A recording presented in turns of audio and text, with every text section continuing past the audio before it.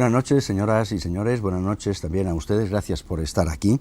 Aprovechamos la estancia en Madrid con motivo del Festival de Otoño del músico vanguardista más influyente en el mundo de las artes y las plásticas escénicas.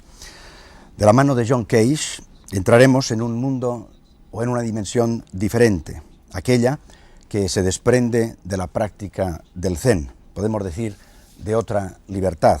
John Cage es compositor, pintor, su actividad creativa abarca muchos aspectos, desde el ballet hasta la ópera, pasando por toda la plástica.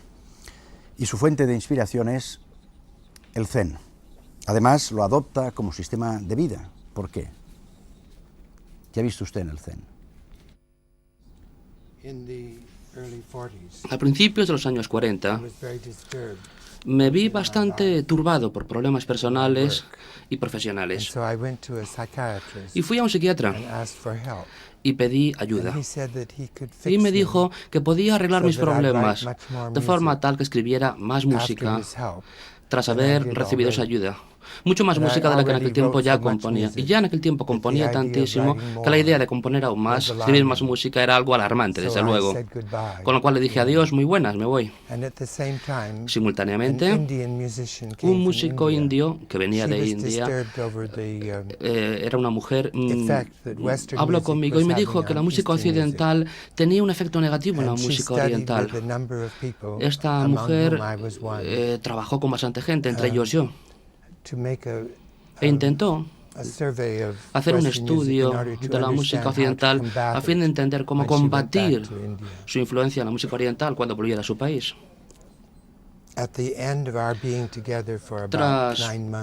Estuvimos juntos unos 9 meses y le pregunté lo que le había dicho el músico cuando le preguntó para qué servía la música. Dijo, para llegar a una tranquilidad de espíritu, para llegar a una paz interior, para que el músico esté abierto a influencias divinas. Cuando esta India volvió a su país me dio el Evangelio de Sri Ramakrishna y tardé 9 meses en leerlo. Después de aquello pasé a leer un libro mucho más corto que se llama Las bases perennes de la filosofía, y descubrí en este segundo libro que todas las religiones seguían la misma dirección y que se trataba de una cuestión de gustos en último extremo, para ver la elección que hace el ser humano. Y entre dicha elección, el libro de Huxley muestra que fue el libro que más me atrajo, que era el libro del budismo zen. Con lo cual, debido a la calidad, al contenido y a la intransigencia incluso, y a la falta de compromiso, de transacción, y a una presencia muy fuerte de humor en este libro, lo que más me atrajo, con lo cual tuve la suerte de tomar esta decisión. Y en aquel momento tuve a Suzuki, que vino aquí por su propia voluntad, no es que yo llamase, acudí a Nueva York y durante 3 años fui a sus cursos, a sus clases. Nunca me dediqué a sentarme a hacer la posición del loto, ya que trabajar en música, componer música, me hace estar siempre sentado, con lo cual me dediqué a hacer el loto. Y de esta tranquila explicación que nos ha hecho John Cage, dejémonos ahora sorprender por estas imágenes de un diálogo, que son energía contra energía, una fuerza en una comunicación diferente. Escuchad bien, Zazen es iluminación, es la forma de Buda. ¿Eso es como decir que todos pueden alcanzar la iluminación a través del Zazen? El Zen no elige a los individuos. Comprendo, gracias, comprendo. Cuando practicas Zazen, parece como si hubiera alcanzado la iluminación. No seas tan vanidoso. No estoy siendo presumido. Imaginarse a uno mismo iluminado no es una auténtica iluminación. Sí, comprendo. Continúa tu disciplina sin cejar. Eso estoy haciendo precisamente. Ve a refrescarte la cabeza. Sí, bien. Se dice que la tarea de un sacerdote es la de arrojar luz sobre el problema de la vida y la muerte. ¿Qué significa eso? Hay una sensación de alivio cuando uno penetra en la verdad de la vida y la muerte. El viaje de una vida es un largo camino. He oído decir a alguien que uno no debe apresurarse. No, el viaje de la vida no es necesariamente largo. Nadie puede garantizar la vida mañana. El mundo es pasajero. Nadie sabe lo que puede suceder mañana. Comprendo. Tan solo es humano vivir atormentado y afligido por la naturaleza pasajera del mundo. Según Dogen, si Buda existe en la vida y en la muerte, no hay ni vida ni muerte. Alcanzar el nirvana es pasar a mejor vida. Dokuso Villalba fue ordenado sacerdote zen, reside en Valencia y es maestro budista zen. ¿Y qué es el zen? ¿Es una religión, es una filosofía, una moral, una ética? ¿Qué es? El zen es una vía de conocimiento que nos lleva a penetrar en la naturaleza de la vida y de la muerte. O sea, en la vía del zen, la pregunta fundamental es, ¿qué es esto? Esto es esto, es decir, el dato inmediato de la experiencia. La experiencia inmediata antes de que aparezca ningún pensamiento discriminador o descriptor de la experiencia. Por eso, la vía del zen difícilmente puede ser comprendida a través del estudio intelectual. Es una experiencia que tradicionalmente se ha accedido a ella a través de la meditación. Esa es la práctica de sentarse, de serenar la mente, de parar el diálogo interno y percibir directamente el aquí y ahora.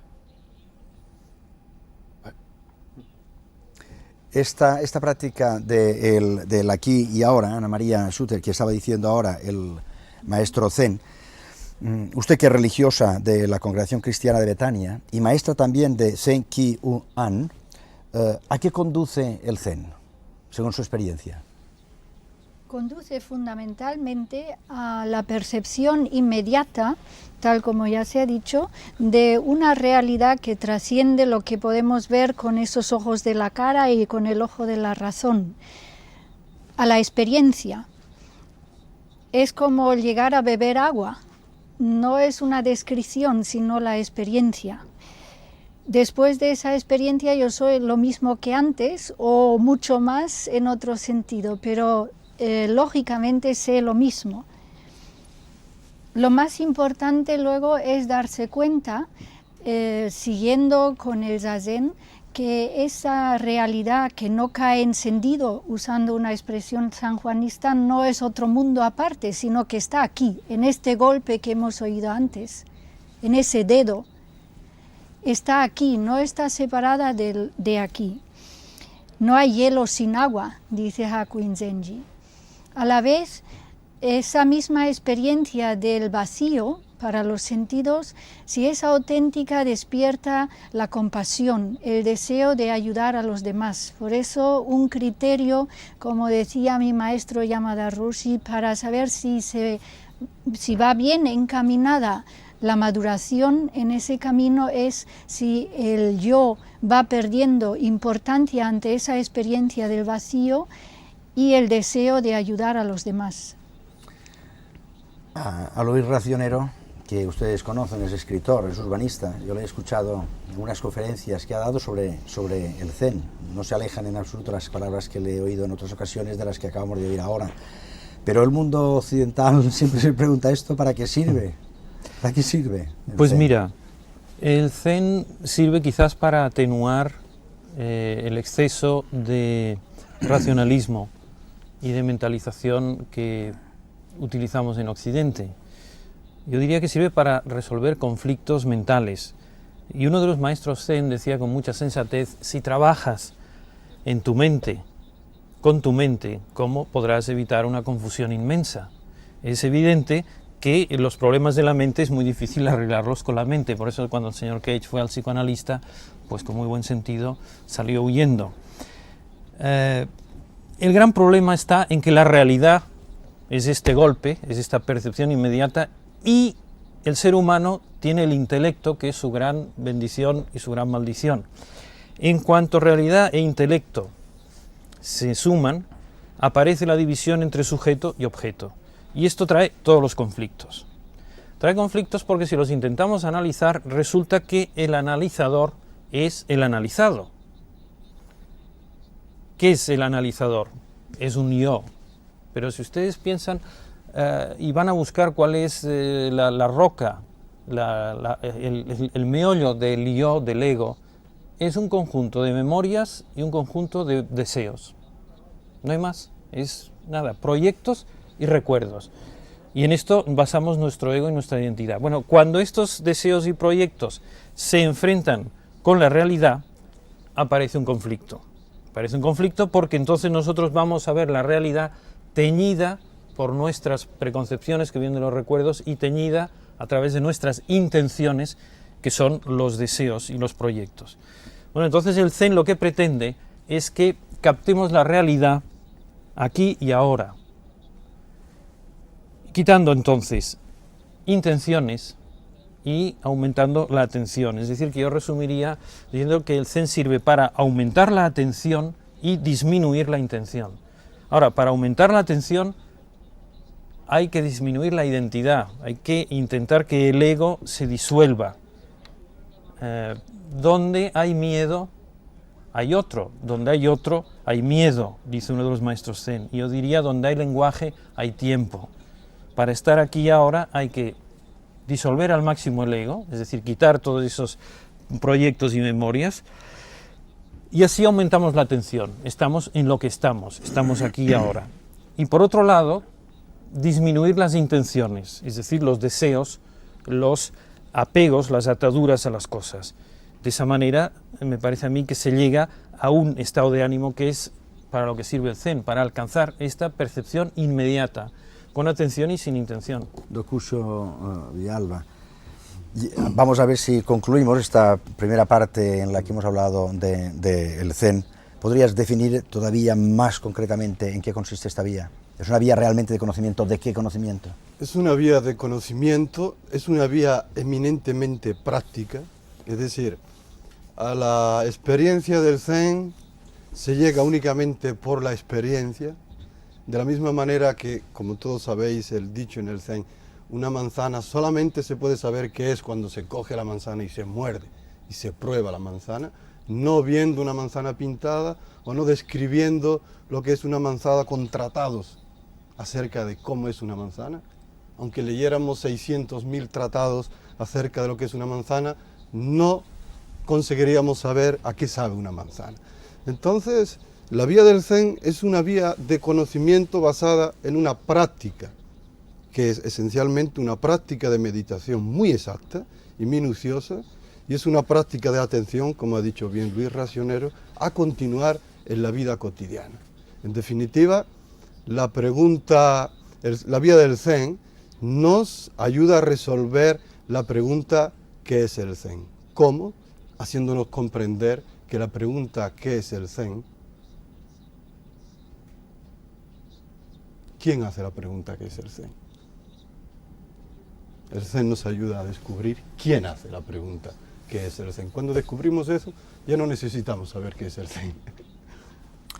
Enrique, Miren, Magdalena, vamos a seguir ahora con las preguntas que lógicamente hay que hacer en el programa, pero vamos a dar todavía antes unos datos más.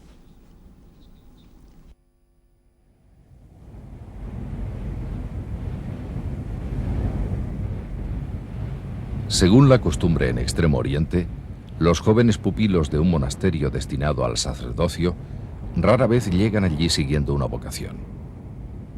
En la mayoría de los casos, obedecen a un deseo de sus padres. Al final, ese deseo es asumido y compartido de tal manera que no sabrían encontrar la paz de otra forma.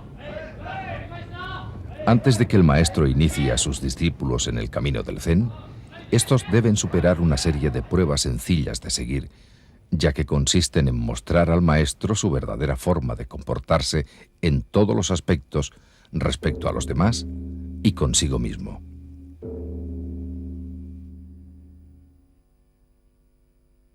Esta actitud moral no es un fin en sí, sino solamente el modo de constituir una disposición indispensable en el que se inicia.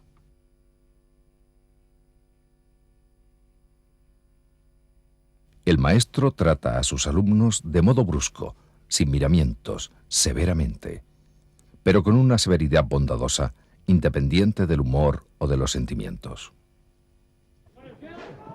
La disciplina que reina dentro del monasterio es superada por el alumno japonés gracias a la costumbre nipona de cumplir todos los deberes, sin discusión, estén de acuerdo o no con lo que se les pida.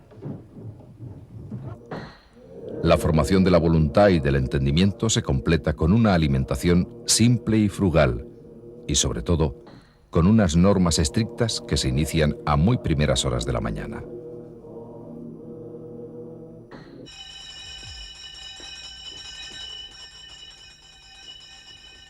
Exteriormente, el discípulo sigue cuidadosamente todos los ritos, desde la forma de andar hasta la manera de lavarse la cara.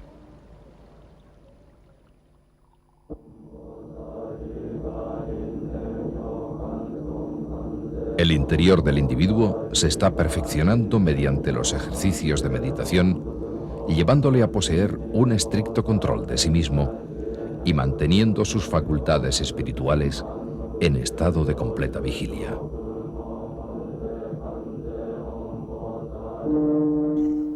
Enrique Mírez Magdalena es teólogo seglar.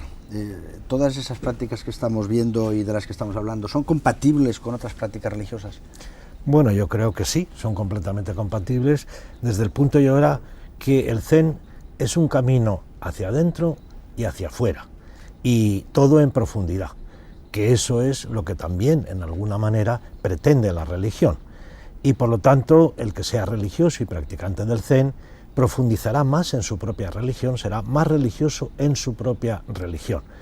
Y hemos visto cómo el gran personaje que ha sido Buda en la historia de los seres humanos fue un precursor de Jesús, como dice muy bien un teólogo católico, Guardini, que no es especialmente progresista, por otro lado. No.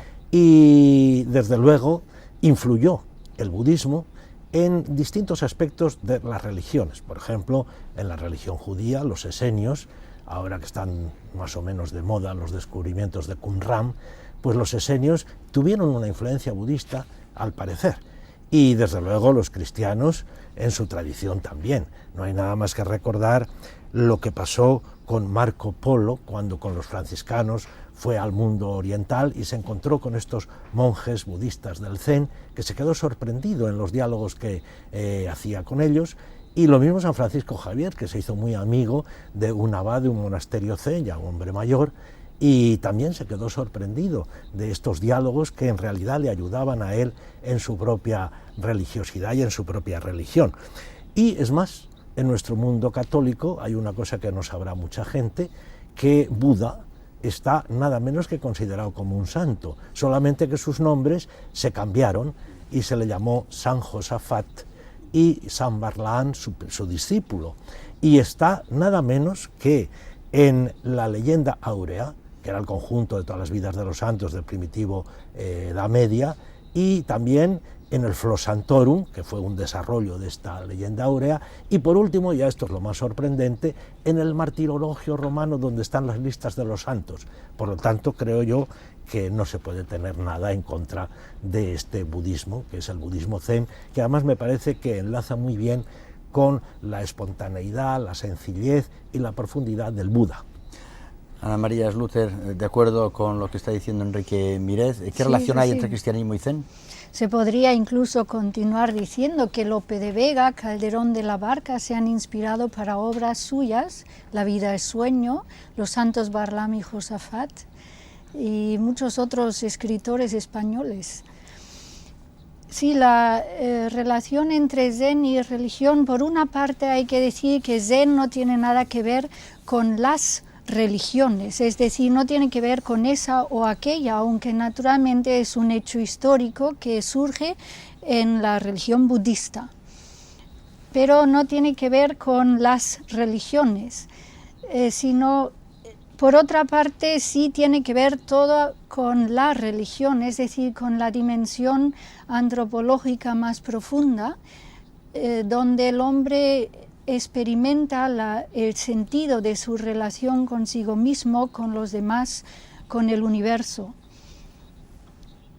Kensho, que quiere decir la experiencia de la realidad última que no cae en sentido, es una experiencia y no contiene ni una gota de doctrina, ni religiosa, ni filosófica, igual de poco que este vaso de agua, y tiene el mismo gusto tanto si lo toma un budista como si lo toma un ateo o un cristiano.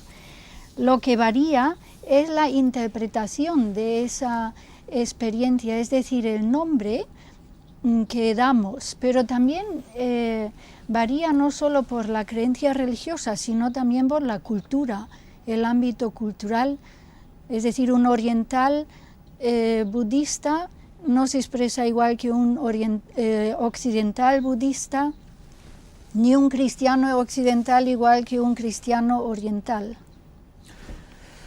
Las imágenes que van ustedes a ver ahora están recogidas de un centro donde se practica Zen cerca de Madrid, como de la misma forma, como nos decía antes Dokuso, en Valencia se encuentra alguno de ellos. Veamos estas imágenes.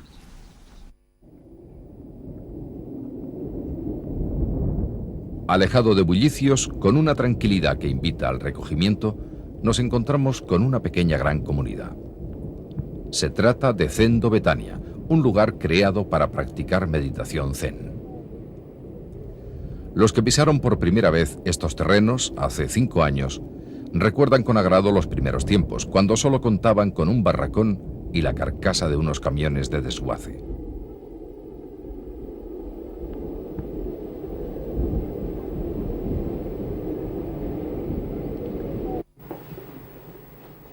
La base espiritual de esta comunidad la encontramos en el padre Lasalle, jesuita nacido y formado en Alemania, que marchó a Japón para trabajar durante muchos años como superior de la orden.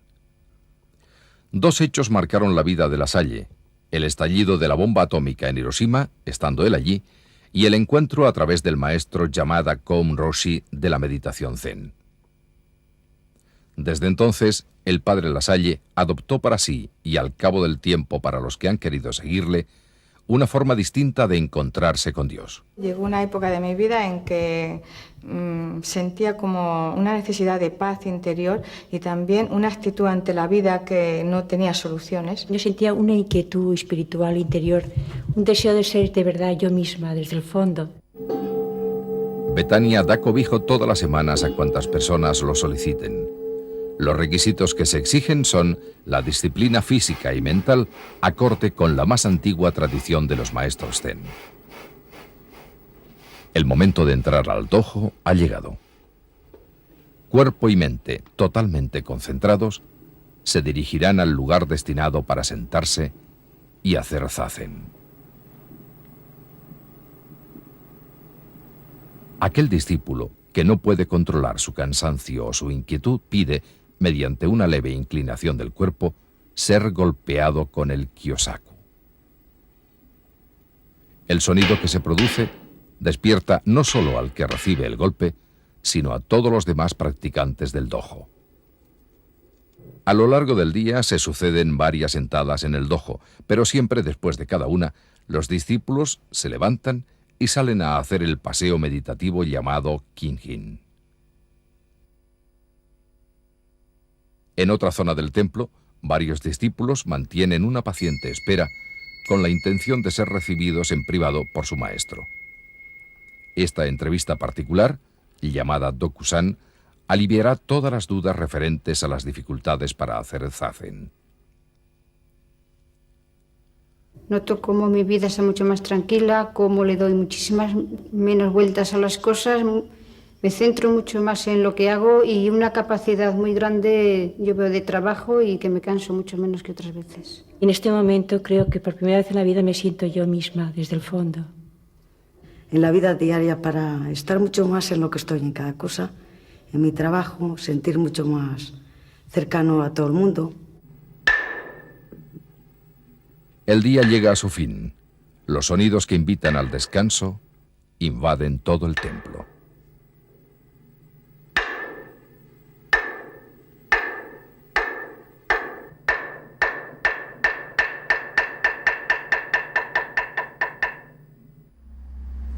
Luis Racionero, y en el arte, y en el urbanismo, y en la forma de concebir la pintura y el espacio, ¿también influye la mentalidad zen? La mentalidad zen yo creo que empapa mucho de lo que es la cultura japonesa. No sería arriesgado pensar que buena parte del éxito que ha tenido Japón en el mundo moderno pueda tener que ver con esta concentración, con esta disciplina que estaba en las bases del zen. El arte, cuando se trata de zen, lo que intenta es reflejar un estado de ánimo. Hay una serie de artes que están basados en ideas zen. El más representativo, aunque parezca sorprendente en Europa, es la ceremonia del té. Los gestos, las palabras, los silencios, los instrumentos muy parcos, el espacio de la casa de té, el camino en el jardín, todo tiene que ver con esta expresión del estado de ánimo que intenta crear el zen. Hay la famosa historia del maestro de té que tenía invitados y le dice a su hijo que le limpie el jardín para recibirlos. Entonces el chico empieza a barrer y cuando su padre va a ver cómo lo ha hecho, se acerca a uno de los árboles, estábamos en otoño, lo agitó. Los instrumentos que se utilizan en la ceremonia del té, cuanto más gastados, cuanto más patina del tiempo tengan, nada que ver con la cosa brillante y la cosa nueva y aparatosa. Es esta sobriedad lo que se refleja, como en la poesía, en esos haikus, que son poemas de 3 líneas, de 7 sílabas, tan hermosos, donde el yo desaparece. Hay el famoso que dice: el viejo estanque, la rana salta dentro, el ruido del agua. En este poema no hay yo, no está esta expresión tan europea de meterse en lo que está pasando. Y por último, me parece como muy representativo de lo que intenta el espíritu del zen en el arte, el cuento chino del arpa. Hay un árbol inmenso, muy viejo, pasa por al lado un poderoso mago que decide construir con él un arpa y la regala al emperador. El emperador la da a su músico de corte y solo salen del arpa una serie de sonidos discordes. Al final, cuando nadie podía ya tocarla, van a buscar a un ermitaño en las recónditas montañas de China, en una de las 5 montañas.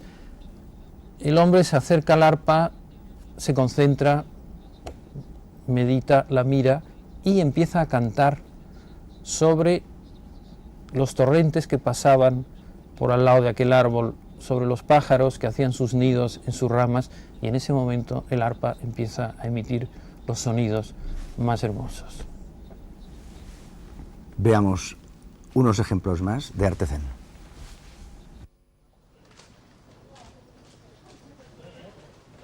El zen ha ejercido una profunda influencia en la vida cotidiana del pueblo japonés.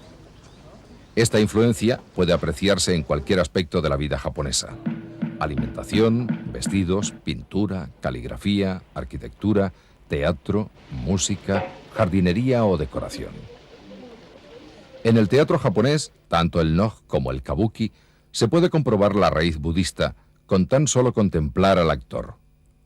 Sin emplear gestos grandilocuentes y sin proferir una sola palabra, mantiene en vilo largo rato a los espectadores gracias a un modo de expresión tan sobrio y con ademanes tan velados que es conocido como danza inmóvil, danza sin danza.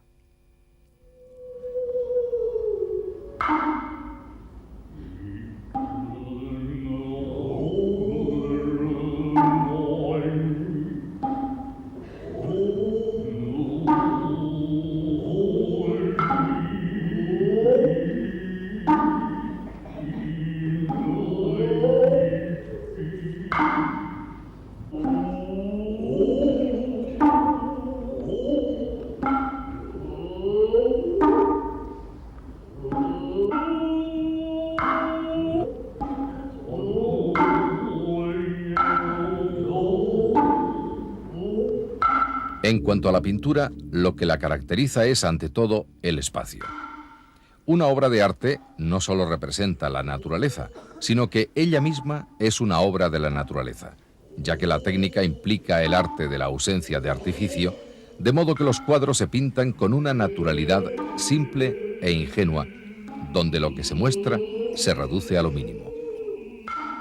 A principios del siglo XVII, los artistas japoneses desarrollaron una nueva forma de pintura llamada aiga, espontánea, directa y cruda, que se utilizaba para acompañar los poemas haiku, cuyo contenido era natural y sencillo y estaba basado en el espíritu bushin. Nada especial. Basho es el autor del siguiente poema, en el que se plasma el contenido sencillo pero profundo de lo que es el Zen. Qué admirable el que no piensa, la vida es fugaz al ver el relámpago.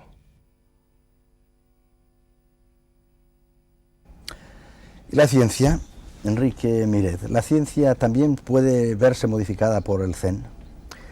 Pues yo diría, quizás más que modificada, es que hay ciertas concomitancias, ciertas comprobaciones en la ciencia actual que son favorables al ejercicio del Zen. El Zen, que muchas veces en Occidente más es una moda que otra cosa, equivocadamente se piensa así, porque ha habido estudios, como por ejemplo en la Universidad de Tokio, en donde se han deducido una serie de cosas positivas, tanto físicas como psíquicas, a través del Zen. Y yo diría que en tres campos esto es así. Por ejemplo, en el campo del psicoanálisis, en el campo de la reeducación cerebral y en el campo de la pedagogía. En el campo primero lo estudió sobre todo Erich Fromm, bien conocido entre nosotros, por supuesto, en donde él hizo ver estas cosas tan interesantes, que nosotros pensamos con el cuerpo, no pensamos solo con nuestras células cerebrales, sino pensamos con el cuerpo. Como ya había dicho un gran psicoterapeuta de principios de este siglo, un francés, que era Paul Janet, ¿verdad? Yo creo que este es un punto que coincide plenamente con lo que ha sido el ejercicio tradicional en el Zen. Lo segundo sería también esta cosa tan importante que hay que sentir el cuerpo. Quizás muchas de las desviaciones esquizoides se producen por no haber vivido esta existencia corporal. Y hubo una gran pedagoga, la Montessori, María Montessori, que desarrolló precisamente todo esto, a lo mejor sin conocer muy directamente lo que era el Zen, pero esto me parece que es otra cosa también en apoyo científico a esta postura y a esta realidad. Y por último estaría en este mundo los movimientos diferidos. Hay un gran neuropsiquiatra francés, Paul Chauchard, que en sus diálogos con Deshimaru precisamente descubre cómo estos movimientos diferidos son lo que él enseñaría desde su punto de vista de la neuropsiquiatría, justamente para producir este estado de ánimo más armónico, más relajado, menos tenso y más desarrollador de lo positivo. Luego estaría, por supuesto, también todo lo que podríamos decir a propósito de la superación del narcisismo, por ejemplo. Esta cosa que está tan metida en nuestro mundo occidental. Eso sería otro camino también muy importante del psicoanálisis, por ejemplo. Y otro punto también importante sería la receptividad. Esto que no sabemos nosotros vivir sin inmiscuirnos de una manera negativa con todas las cosas, sino simplemente con la espontaneidad de recibir de verdad la realidad, no lo que nos dicen que es la realidad. Y por último estaría la pedagogía. En la pedagogía ya he dicho lo de la Montessori, pero tendría que añadir una cosa muy interesante. Yo he sido muy aficionado a la grafología y una de las cosas que hay es la grafoterapia y la grafopedagogía, que sería justamente el desarrollo de estos movimientos diferidos y yo diría ejemplificadores a través de lo que ha sido esta ciencia. De ciencias, de las ciencias y de las artes, vamos ahora a concretar en una de ellas, que es la música. Usted, John Cage, ¿cómo compone su música, que según usted mismo expresa, lo hace desde el silencio interior?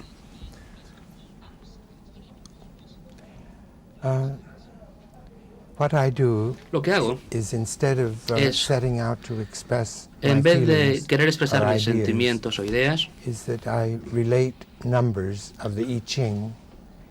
cojo números de Liching, los pongo en relación con las preguntas de los instrumentos de música, y en vez de optar a hacer elecciones, utilizo operaciones totalmente aleatorias y escucho. Me convierto en un oyente en vez de convertirme en una fuente.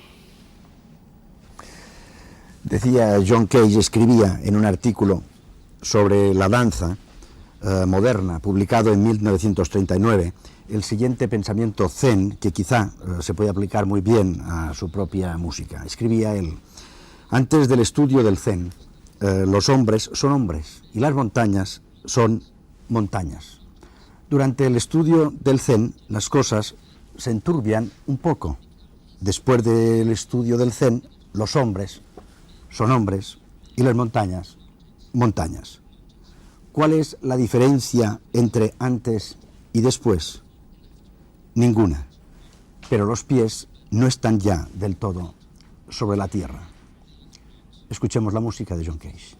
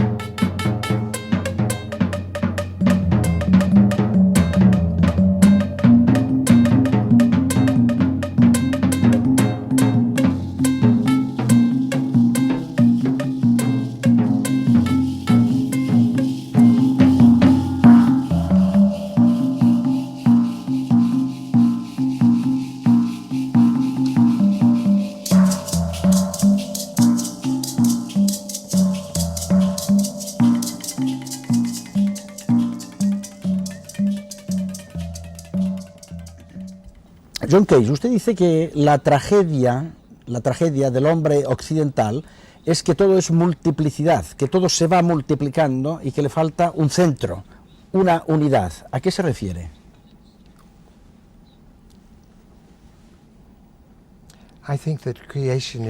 Creo que la creación es una multiplicidad de centros. Cuando acudía a las clases de Suzuki, hablaba de cada ser, fuera un ser consciente o no consciente, como centro del universo. Y también nos habló de la interpenetración de los centros, en vez de que hubiera un único centro, y de la no obstrucción de estos centros múltiples. Con lo cual, intento en mi trabajo, con mi trabajo, que no haya centros. En una situación de música, en una comunidad de sonidos, intento que no haya centro. ¿Y usted lo logra?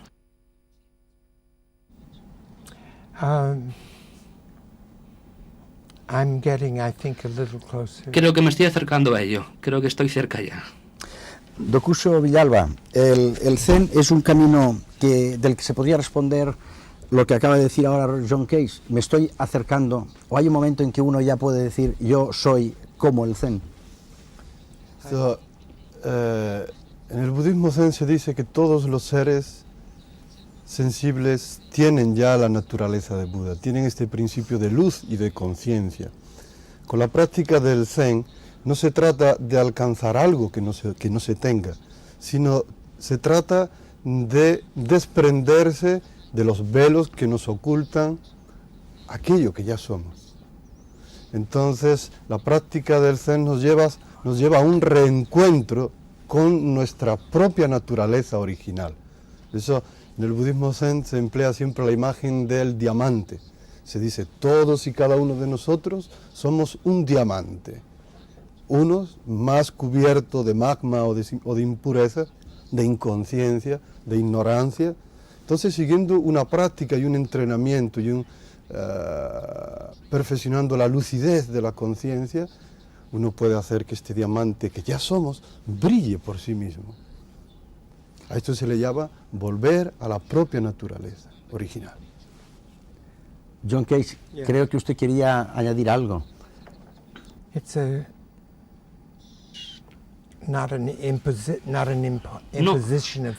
No se trata de una imposición de cosas, sino escribir y componer para que no dejar huella, no dejar huellas. Escribo música para que cada vez que se oiga la música que compongo tenga una forma propia y única en ese momento.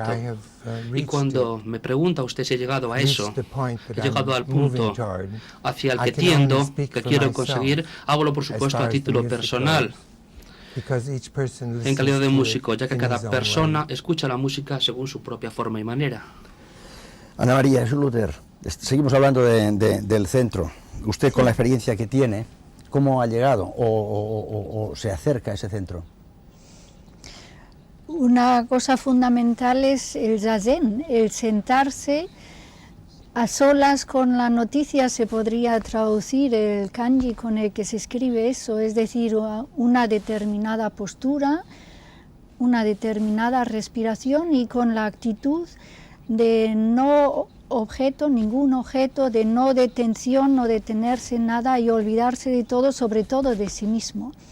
Pero la cosa no acaba aquí. La otra columna fundamental es la vida cotidiana, donde esto hay que llevarlo a la práctica, y es justamente en el arte, en el trabajo, en todas partes donde allí se ve el resultado de esto. Se ensaya en todo curso intensivo, retiro intensivo, en el SAMU, en el trabajo, que hay todos los días también, además de la sentada, y que literalmente se podría traducir más o menos un trabajo realizado con devoción, con toda el alma, y sin pensar si eso me va a repercutir beneficio o lo contrario. Pero donde sobre todo esto se realiza es en la vida cotidiana y diaria. Allí está el campo de la personalización, de esa experiencia de nuestra propia naturaleza, como se ha dicho antes, y allí es donde se ve si esto es real o es una imaginación, un maquio, se diría allí. El campo de la personalización, por lo tanto, es el que ocupa más tiempo, no los cursos intensivos, sino fuera. Y hay en la tradición del Zen algo que es único entre todos los caminos espirituales de nuestra humanidad, que son los koan, y que son una gran ayuda precisamente en desarrollar eso. Porque una cosa es que una persona haya tenido una experiencia de Kensho, haya percibido directamente su verdadera naturaleza y la realidad de todo, es decir, como si un poco de luz entrara en una habitación oscura, y otra cosa muy distinta, el llegar a ser una persona iluminada. Eso a veces no se tiene demasiado en cuenta y salen churros, pero es muy distinto, y esa personalización lleva toda la vida y más allá, y siempre nos estamos acercando únicamente. Los koan, hay unos que son, que desarrollan precisamente la experiencia de unidad de todo.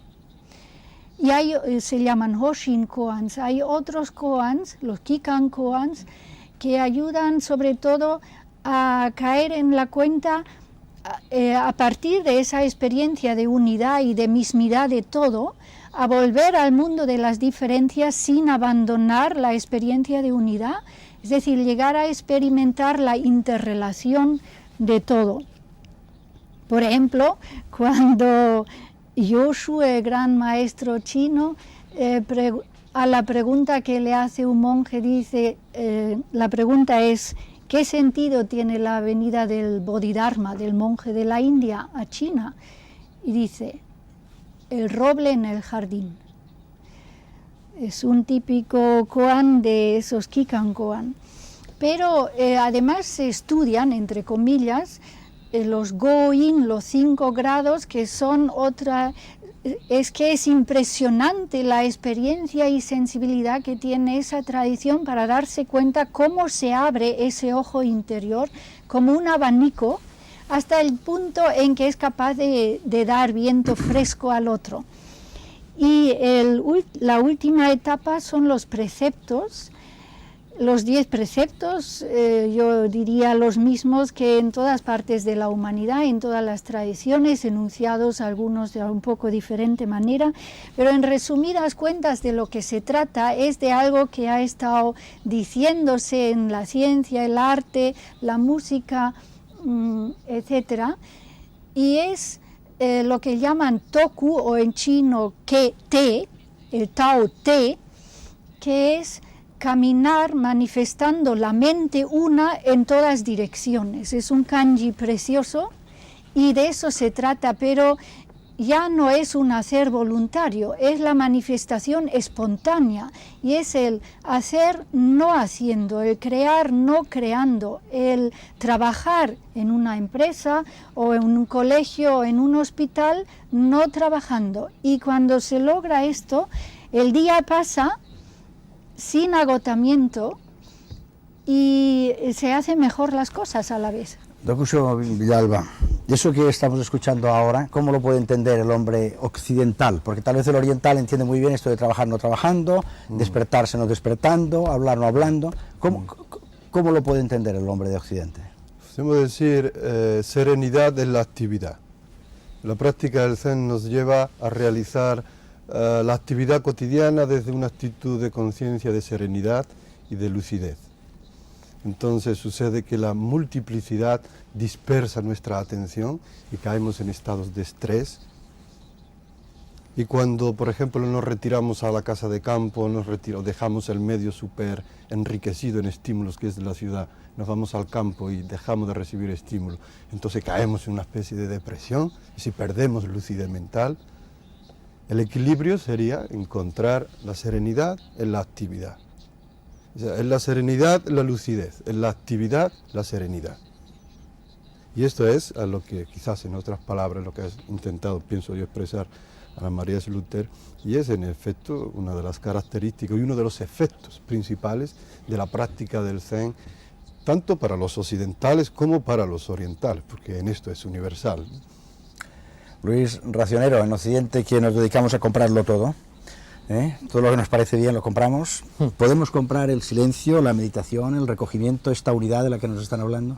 Mira, todo lo que se paga es caro y hay cosas que van precisamente en contradicción con la actitud de comprar. Precisamente la actitud de compra, de consumo, es lo opuesto al sosiego y al silencio que se pretende encontrar en el Zen. Lo dice el Zen, podría decírtelo, pero lo que yo te diga no es tuyo, es mío. Cree en ti mismo, no dependas de otros, no dependas de palabras, de libros, de escrituras y todo eso que no te pertenece, porque no es tuyo. Lo que sepas por leer, por escuchar, no es tuyo. Y casi ya no habría ni que hacer preguntas, porque la respuesta es la pregunta. Entonces lo que se trata en el Zen no es de comprar un conocimiento, sino de, como ha dicho muy bien el maestro, de descubrir lo que ya llevamos dentro. Decía Alan Watts, citando a no sé cuál de los maestros Zen, que si nos damos cuenta de que la luz de la vela es una llama, el arroz se cuece desde el principio. De modo que de lo que se trata es de cambiar nuestro estado de percepción, nuestra actitud y por tanto nuestro estado de ánimo. Es fundamental lo del estado de ánimo y yo creo que es ese que está descrito en ese otro haiku maravilloso que dice: los copos caen suavemente, cada uno en su sitio. Ricky, mire Magdalena, que muchas veces cuando hablamos de esto de la introspección, del encuentro consigo mismo, parece que estamos entrando en un mundo interior y que nos estamos olvidando de los demás. El resultado de toda esa meditación y de todo ese volver hacia el centro interior de nosotros mismos es el abandono de los otros. Bueno, yo creo que no. Yo creo que no, si se ha vivido a fondo esa cuestión. Y pienso que los cristianos hemos caído muchas veces en este defecto dualista, en donde hemos elegido o solo lo interior, evadiéndonos del mundo, o solo lo exterior, olvidándonos que la fuerza para transformar eso exterior tendría que ser interior también, ¿no? Y creo yo que el budismo zen nos da el ejemplo de dos cosas que vienen a esta idea, y es, primera, el no dualismo. O sea, que ese dualismo, esa dicotomía, esa separación entre lo que es de arriba y lo que es de abajo, lo que es de fuera y lo que es de dentro, lo que es blanco y lo que es negro, no existe en la realidad. La realidad es paradójica, pero esa paradoja nos debe de llevar justamente a esta unidad. Y yo daría un consejo, que los occidentales leyeran otra vez Alicia en el País de las Maravillas, que a mí me parece que en el fondo es una especie de koan occidental, en donde en último extremo se ven esas paradojas y al final la coincidencia de los opuestos. Lo mismo que decía un gran teólogo oriental, cristiano, Feodorov, que decía que la Trinidad, este misterio del 1-3 y 3-1, es justamente la doctrina social de la Iglesia. Eso es lo que tendríamos que aprender todos, que justamente en lo profundo es donde se encuentra la apertura también. En lo profundo está la apertura y en lo simple probablemente la verdad. Los hombres son los hombres, las montañas son las montañas antes del zen. Y después del zen, las montañas son montañas y los hombres son hombres. Pero nosotros tal vez ya no tocamos con los pies totalmente sobre la tierra. Que ustedes descansen. Buenas noches y hasta la próxima semana en la Tabla Redonda.